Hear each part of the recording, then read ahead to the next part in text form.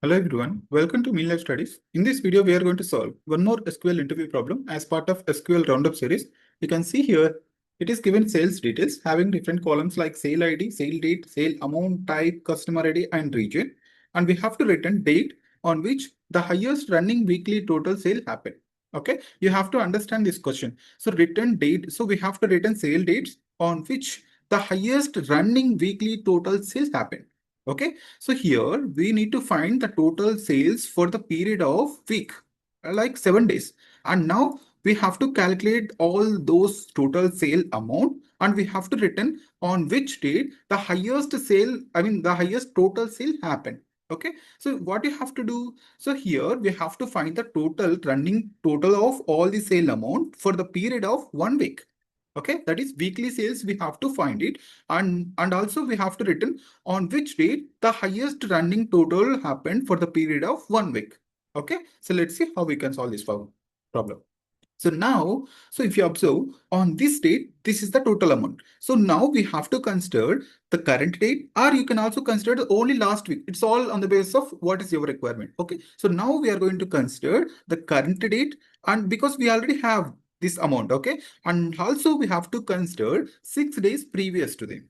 And then we have to find the all 7 days total amount, and similarly we have to find the same thing, the current and then before 6 days, so that we'll be getting running total of all sales for the period of 1 week. So how we can do that? By taking range of records in window function, right? So let's see that. So here we are going to find the total sales. So total sales in the sense we have to use addition of all the sale amount for the period of 1 week, right? So now let's see. So I'm just considering select all data by using star, comma. We have to use addition, summation, right? Sum of what? That is sale amount, right? After that, what we have to do, we have to add over class from the given table, right?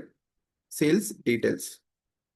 So what it's going to return? It's going to return the total sales, and that is also going to return for each record, right? So I'm just adding this as total sale amount.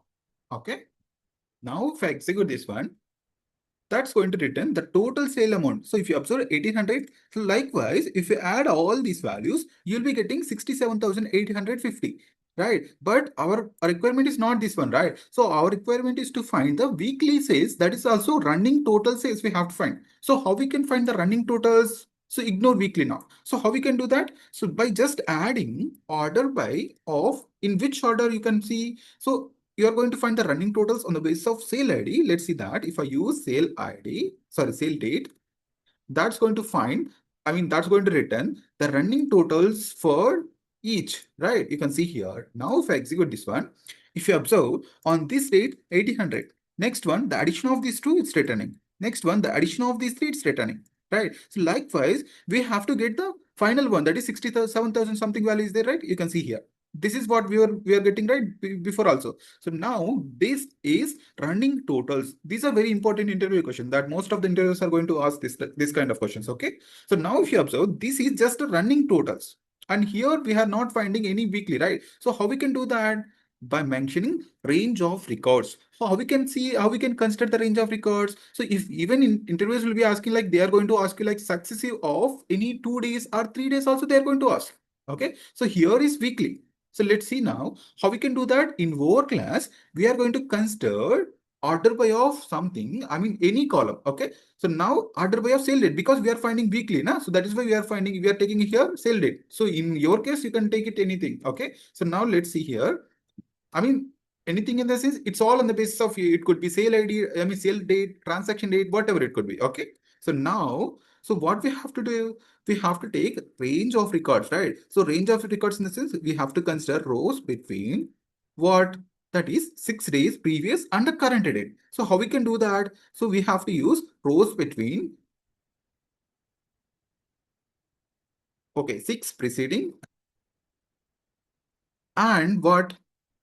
And up to current date, right? And current row. Okay. So now this is going to consider all six sale amount for the previous 6 days and the current.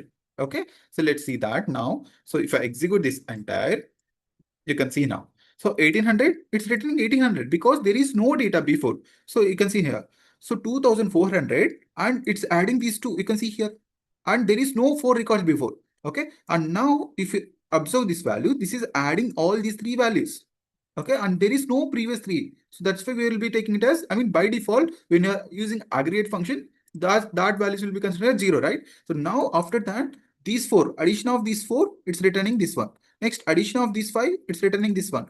Addition of these 6, it's returning this one. So if you want to add all these values, you can also do that. 1800, 300, okay, 4200. Okay, you can see here 4200. Okay, you can add here now. So you can see here 1500 and 150. If you add this value, you'll be getting this value, right? So now if you observe, see these 3 and these 3, 6 days. Now finally, so after this entire 1 week now, so now if you add 8,800 for this value, you'll be getting this value. You can see here. So this is 1 week. So next one, if you observe 4,300, if you add 4,300 to up to here, right? So we should not consider this value, right? So same thing if you observe, if you add 2,000, okay, 2,000, okay, 26,950 with this value, how much you'll be getting? You'll be getting 30,000 and, okay, 31,200 or something, right? But you are getting only 29,000 because you have to exclude this one. It is not going to consider. It will be considering only successive of only 7 days because we are taking the range of records for the period of 1 week. That is 6 rows before and the current row. So that is total of 7 rows, right? That is 7 days. Okay. Now, similarly, if you observe, so we'll be getting all successive days or successive of weekly, like 7 days we are finding. This is, we can change this as weekly total sale amount. That is running. So you can also mention running weekly total sale amount. Okay. So now if I execute this one, that's going to return, this is the column name. Okay. So now what we have to do, we have to return on a particular date on which the highest amount has happened, right? Highest running weekly total has happened. Okay. So how we can do that? So if in case we don't know how many days we'll be having the same values, right? So now we are going to use again extracting one more column as ranking. We are just providing rankings, right? So let's see now how we can do that. Selecting all data, and now we are going to use dense rank because we don't know how many will be having same, right? So now I'm just using dense rank over. So what we have to do in the order of, so what we have to find the highest, right? So now in order to find the highest, what we have to do, we have to use this column in descending order so that the first rank will be considered as the highest one and the remaining will be followed, right? So now we are just using order by this one, descending order, right? So now we are taking it from where? From this table, right? So you have to use this entire table. Okay. So I'm just giving alias as A. Now, if I execute this one, that's going to return rankings for these total running totals for the weekly, right? Weekly running totals, right? So now if you observe, this is the highest running total amount for the week.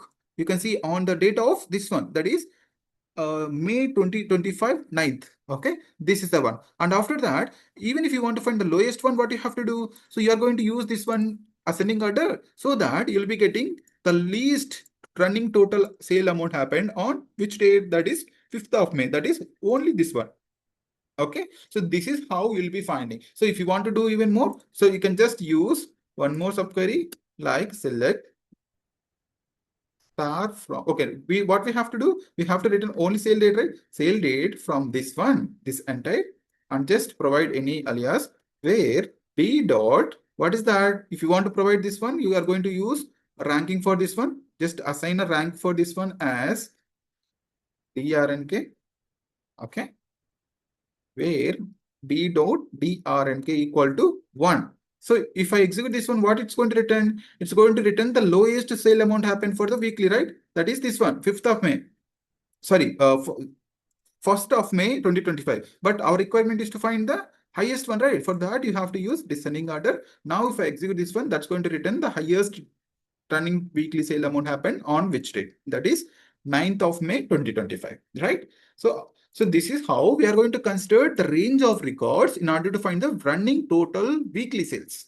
Okay, so not only this one, even if you want to find the running total sale for successive of 2 days. So how will you do that? You are going to consider rows between one preceding and current row. So that you'll be taking 2. So if you want to consider 3, so what you will be taking? You are going to consider 2 preceding and 1 current. Right. So this is how you'll be writing SQL queries in order to find any running responses. Okay. I hope you understood. Thank you.